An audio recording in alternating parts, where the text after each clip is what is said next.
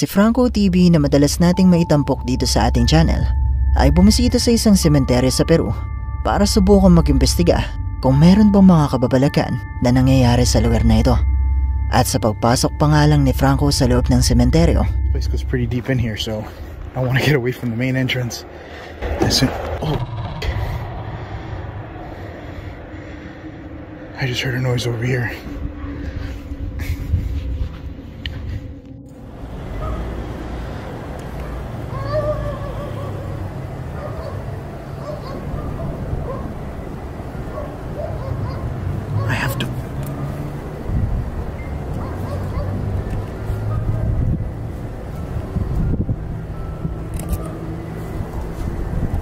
I hear something. Holy shit.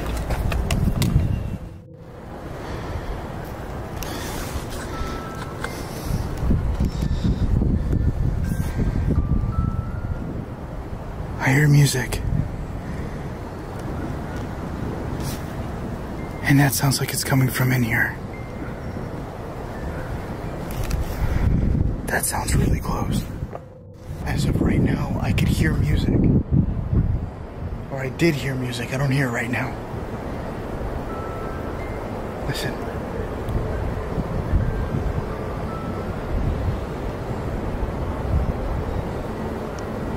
I'm gonna shine my light. I don't want to shine my light, but I want to check real quick. Sa umpisa pa lang ay nakarinig na si Franco ng tunog mula sa loob ng sementeryo. At sa bahaging ito naman, nakarinig naman siya ng pagtunog ng isang music box. Pero bang nakapagtataka dito, ay wala naman siyang nakikita na kahit ano. Hanggang sa magpasya na si Franco na gamitin ang kanyang night vision camera. ¿Alguien estás aquí? ¿Tú puedes decirme tu nombre? What the hell was that? Holy shit.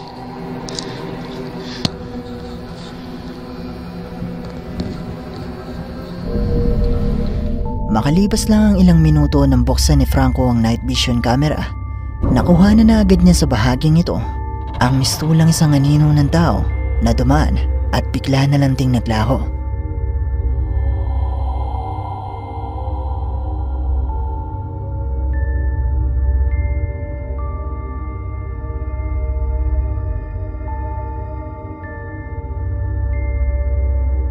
Ang mga tunog kaya na nakuha ni Franco ay magpapatunay na may iba pang mga presensya na naroon sa sementeryo. Isa nga kayang multo ang nakuha ni Franco na dumaan sa bahaging ito. Kaya nang bahalang umusga.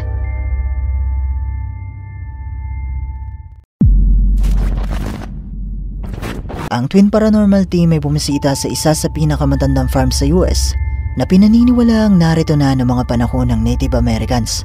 At sinasabing may isa di umanong Native American na inilibing sa lugar na ito at marahil ito di umano ang dahilan kung bakit may mga kababalagan na nangyayari dito. Sa kasalukuyan ng farmer nasa pangangalaga na ni Frank na minana niya mula sa kanyang mga magulang. Pero isang gabi, nakuha na ng motion activated camera sa farm ang imahe ng isang babae na mayroong puting kasuotan. Pero bang nakapagtataka dito, magpasa hanggang ngayon ay hindi nila kilala at hindi nila alam kung sino ang babaeng ito. Sa pagkagat ng dilim, unang pinuntahan ng grupo ang lugar kung saan nakuha ng di umano ang babae para subukang alamin kung ano o sino ito. But if you can hear me, I'd like to introduce all of us. My name is Ryan. My name is Wyatt. My name is Frank. My name is River. Now you must know Frank because he's been here all his life. If you can please give us a sign in any way that you can hear us and understand what I'm saying. Fat chance, bro. Fat chance. I'm gonna back up. That object right there will not hurt you. It won't harm you. That was cool. Wind doesn't do that, does it? No, can't. Never had that.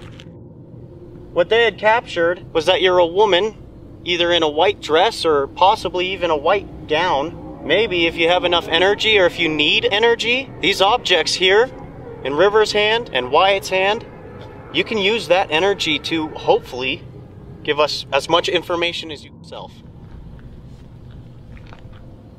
We. We. Yikes. More than one.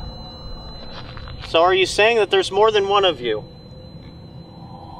What we're trying to find out is, are you from the native times when... We're trying to find out if you're Native American. It just keeps going. You guys see that? That means somebody's right here.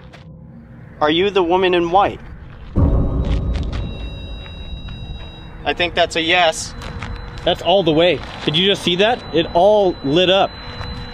You guys see that? So you are indeed the woman in white. Are you familiar with the owners of this land? Maybe you can give us a sign if that's a yes. Help me.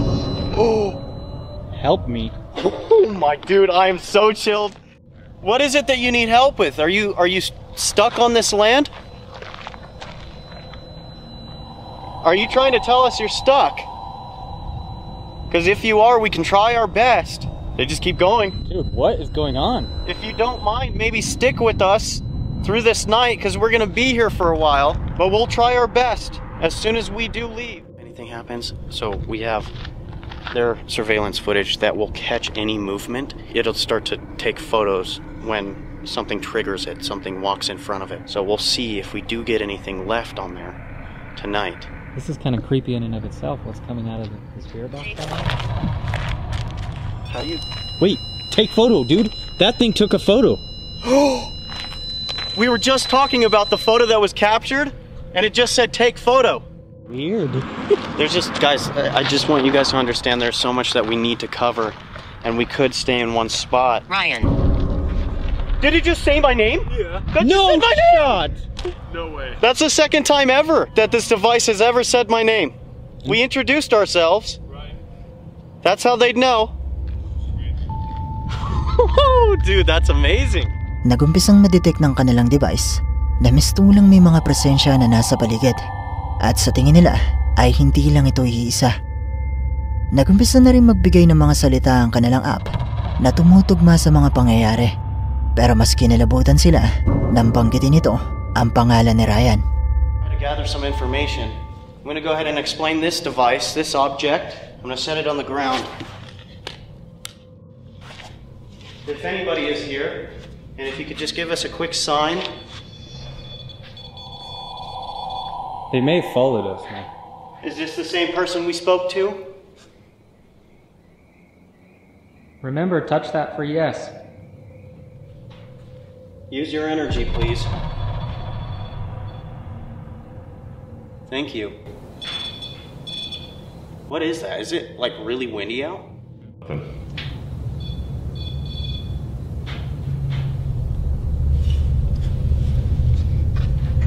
There's somebody up there? That was different. That was a little different, huh? Can you please come over here? There's no animals on the other side of these walls. There's nothing else, just us in here right now. Okay, I moved it away just in case because I don't want any interference or anything.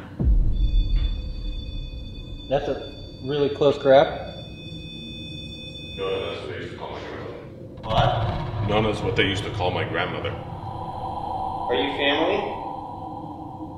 If yes, please hold on to that object right there. Like I said, we're just trying to get some information on who is here. Memories here. Oh!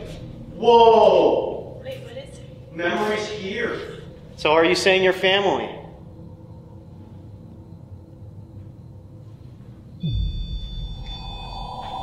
Ryan. Again? Twice? Again? 2 in a row's never happened. Never. Literally never. Habang ang grupo ay nasa loob ng rancho, patuloy na nakakasagap ang kanilang device ng energy at nagsimula na rin silang makarinig ng mga pagkatok mula sa labas ng rancho. Muli ding binanggit ng app ang pangalan ni Ryan, pero ang mas kakaiba dito, binanggit ng app ang salitang Nona na ayon kay Frank ay pangalan ng kanyang lola. Earlier, but didn't realize is there's a full moon tonight. So this is kind of starting to make more sense on why these spirits are so active. What's that? What the was that?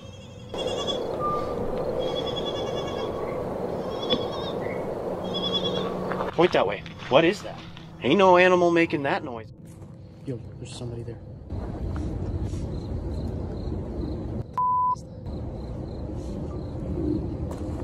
That's dude, how? Hello?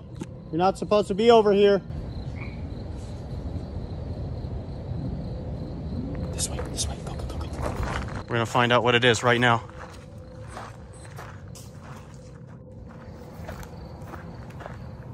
What the is this, dude?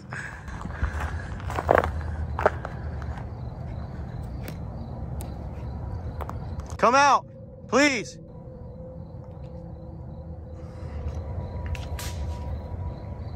We were literally just coming to move this camera right here, and something started moving, but it's huge, which doesn't make sense. The only thing I can think of is a horse. Maybe you're a protector of what is said to be somebody buried over there that is a Native American. Give us a sign, please.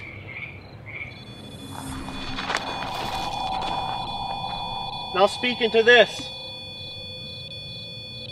Contain. They're contained. Containing the evil. Use your energy, please. Somebody's showing us that they're here. Can you help? Again. Plus, can you help? Dude, that's that same bullshit. What if we turn the light out? Complete darkness. Want me to shut it off? Shut the light out. Nakarinig sila ng mga tunog at yabag sa paligid, pero wala naman silang nakikita na kahit ano, hanggat sa napagpasyahan nilang patayin ng mga ilaw at subukang hamunin na magpakita ang kung anumang narito. At this point, we are vulnerable because we cannot see. So if you want to give us that sign that you are here, then come on, please. What'd you just hear? Branch just broken. That was a thick-ass branch. Nang patayin ng grupo ang mga ilaw, nakuha na ng kanilang kamera sa bahaging ito ang mistulang isang tao na sumilip sa kanila at agad ding nagtago.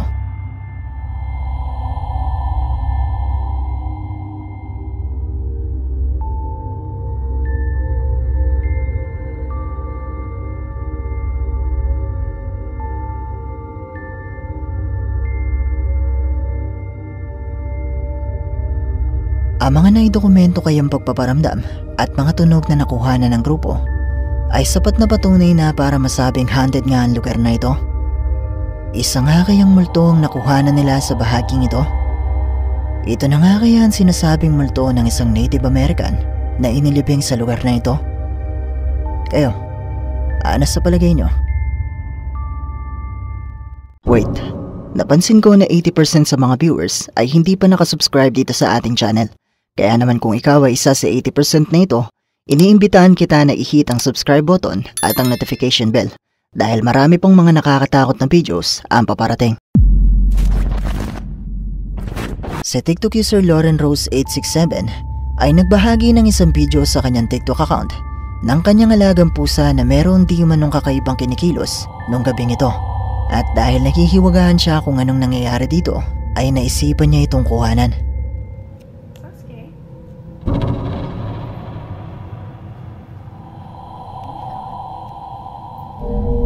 Sa bidyong ito, hindi inaasahan ni Lauren na makahagip ng kanyang kamera ang pagdaan ng di umano isang itim na figura ng mistulang isang tao na hindi naman di umano niya nakikita ng mga oras na nakuhanan niya ito.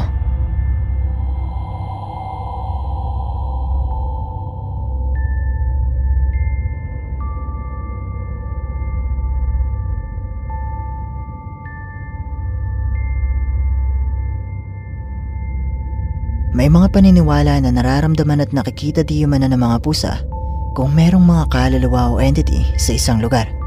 Pero isa nga kaya itong multo? Ito na nga kaya ang dahilan kung bakit kakaiba ang kinikilos ng kanyang alagang pusa. Kung hindi naman ito multo, ano sa tingin niyo ang isang ito?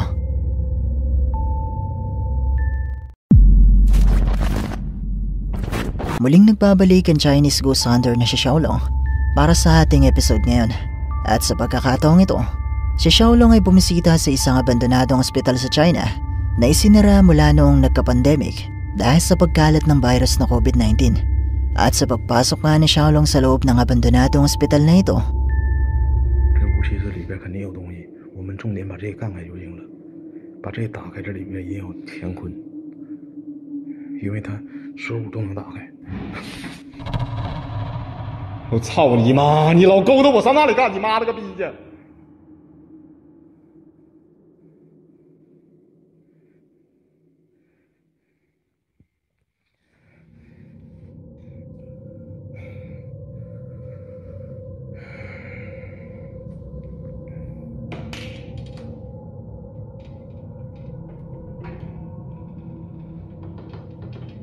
哎呦我操你个妈！这老大，这老长，我去你妈的！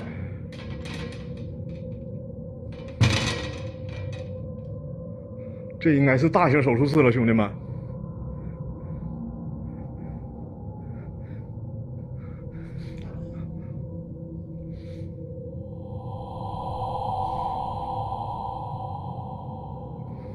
哎呦我操你妈！快点上！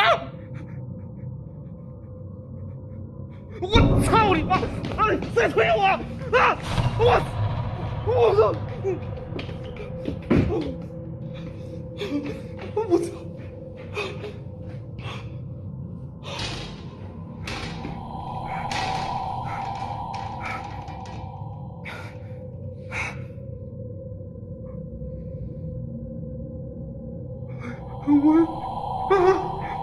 我操你妈！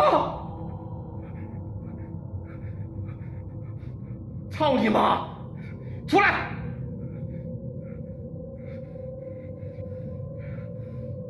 操你妈！我怕你有是狗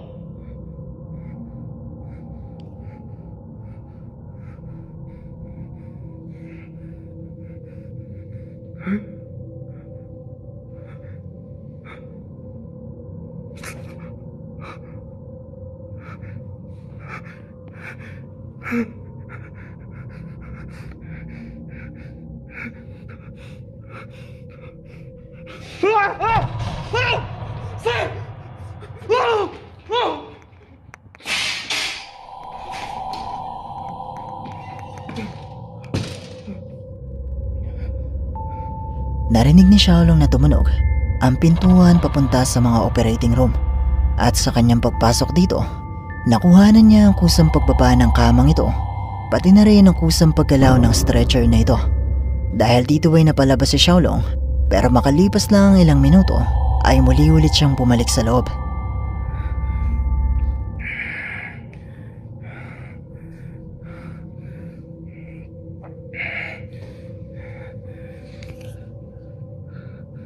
操你妈的！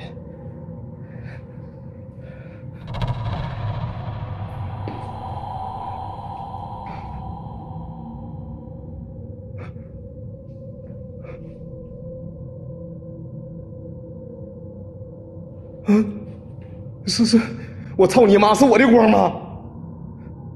啊！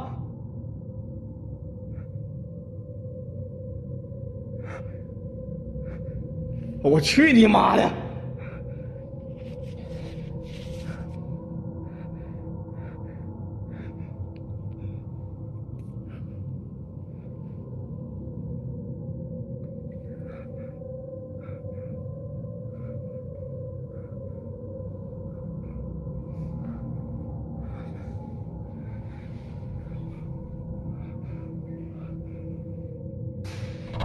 哎呦我操你妈！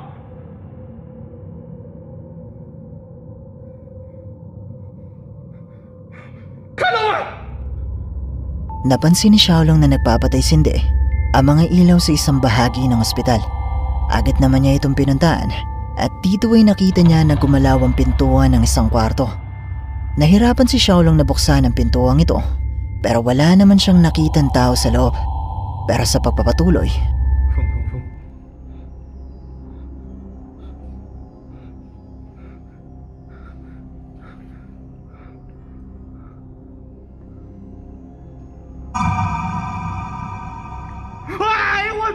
我去你妈呀！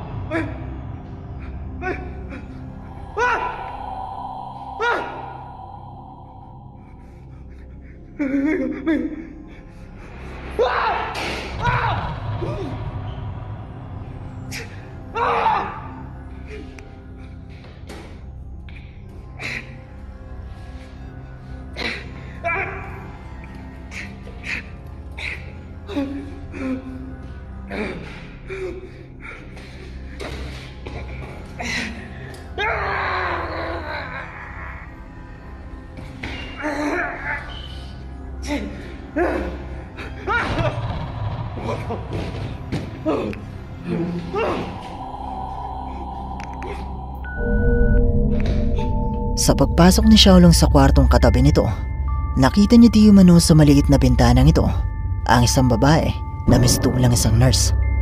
Agad na pinuntahan ni Xiaolong ang kwarto kung saan niya nakita ang babae, pero nagulat siya dahil wala naman ito roon. At bago matapos ang bidyong ito, ay nakita pa niya na gumalaw ang makinang ito.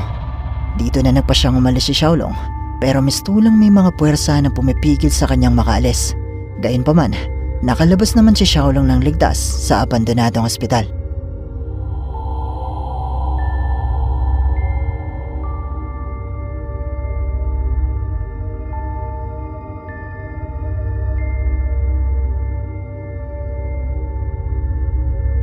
Ang mga pagpaparamdam kayang ito na nakuhanan ni Xiaolong ay sapat na patunay na haunted nga ang abandonadong ospital. Isa nga kayang multo ang nakuhanan ni Xiaolong sa bahaging ito? Kayo, ano sa tingin nyo?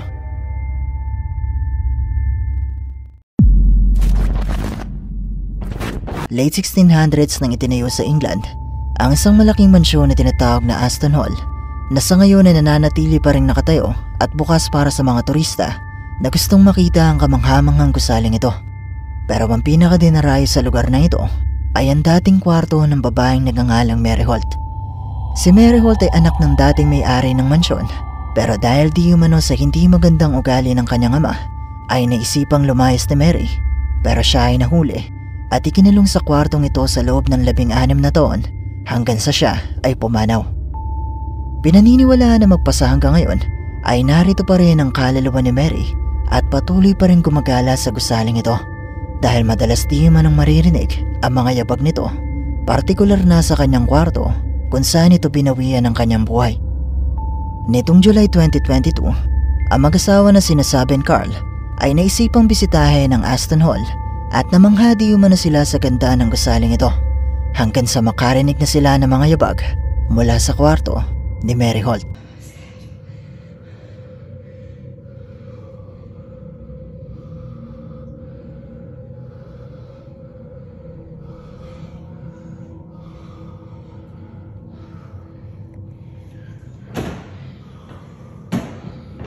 Mary, are you still in there, Mary? You could come out now.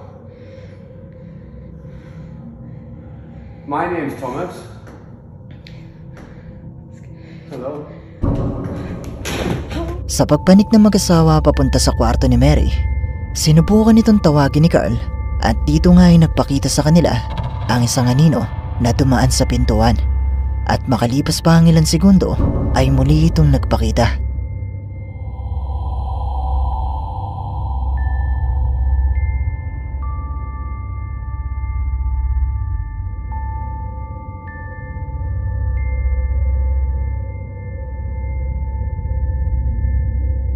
Halos hindi makapaniwala ang mag-asawa sa kanilang nasaksihan dahil nung una hindi naman sila masyadong naniniwala sa mga kwento-kwento.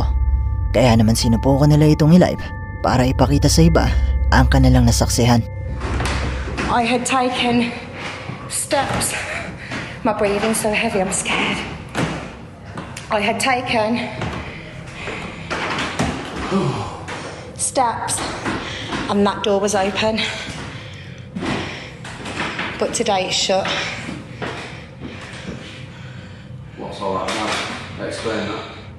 And it is very dark in there. It is freezing. I'll try and go closer to the gaps. But as you can see, it's just pure light coming through.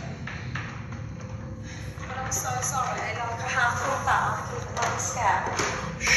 Mary? Mary, it's Thomas. Oh, since you had at the bottom of that door. Don't, because I'm at the top of the stairs. I swear down. No, stop. No, I swear down bottom corner, Bob. No, honestly. Stop. Just film it in bottom corner there. Bottom corner of the gap. Mary, Thomas, you can come out now. Mary. Stop it. Look where I'm standing. I'm going to get it. Mary, you in there? I know you're in there, Mary. I can see you. Can you move past that door again? Oh, she did as well. Makailang ulit nilang nakuhanan sa live na ito ang pagdaan ng isang anino. Pero bago matapos ang kanilang live,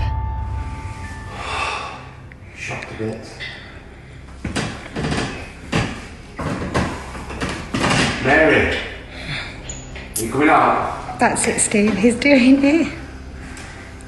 Yes, there is. You can see the scratches on the wall. There is. I don't know if I can zoom it.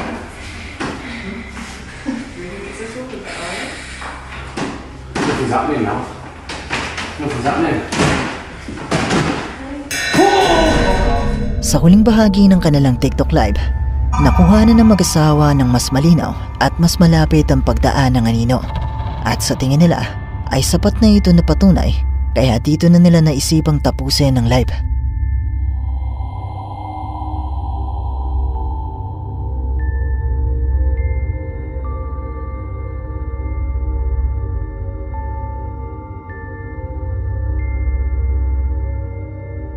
Lilinawin ko lang, sinasabi ni Carl ay hindi mga ghost hunter o paranormal investigator. Narito sila bilang mga turista na gustong makita ang ganda ng Aston Hall, pero hindi nila inaasahan na meron pa silang ibang mararanasan at makikita sa loob nito. Pero katulad pa rin ang palagi kong sinasabi, nasa inyo pa rin kung maniniwala ba kayo o hindi.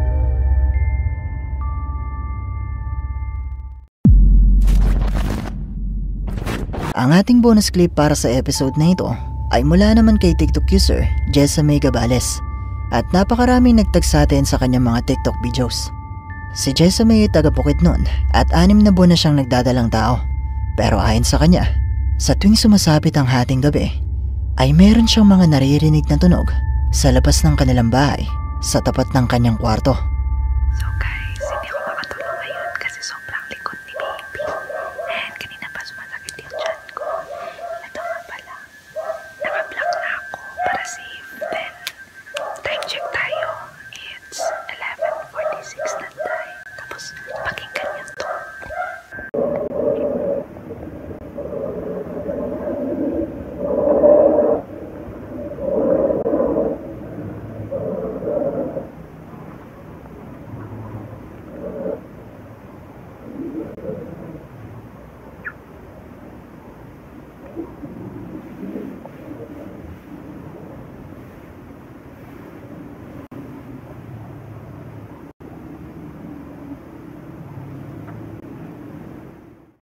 So hello guys, gusto ko lang po mag-share about sa nangyari kagabi, which is hindi lang po yun nangyari first time, kundi pang second time na yun. And yung first time po is nangyari siya dito sa kwarto ko. Ito yung bed ko, tapos nakaharap siya sa malaking bintana, okay? Yan. And sa mga hindi po nakakaalam, ako po ay nasa second trimester, which is 6 months na po yung tiyan ko. And the reason kung bakit hindi na talaga ako dito natutulog is, ito yung papakita ko sa inyo na clip. Paminawan ninyo guys. Hindi ako katulog.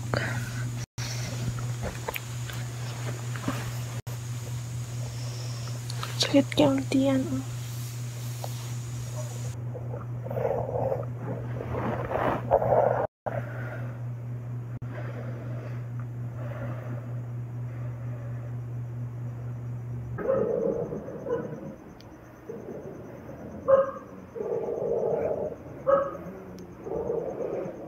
Tanawan sa na oras, guys.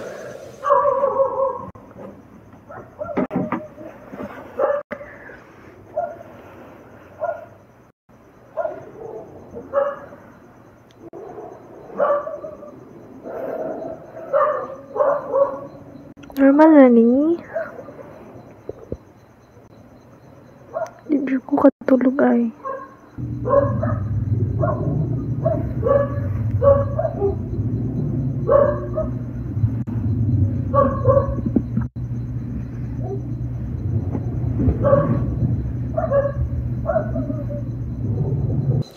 Tanawon sa oras.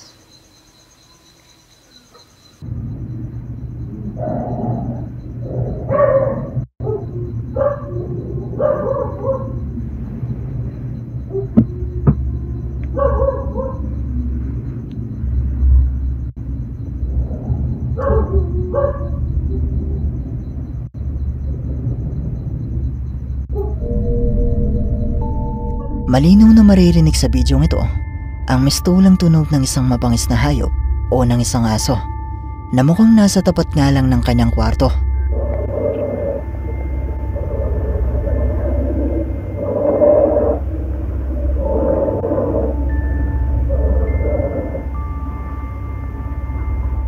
At dito na nagtatapos ang ating video. Kung nagustuhan mo ang bidyong ito, sana ay mag-iwan ka ng like at ng iyong komento. At kung hindi ka pa nakasubscribe sa channel na ito, ay mag-subscribe ka na at i-hit mo na rin ang notification bell para updated ka sa mga bago nating upload. O paano? Paalam mo na sa ngayon at kita-kits na lang sa susunod nating video. Maraming salamat!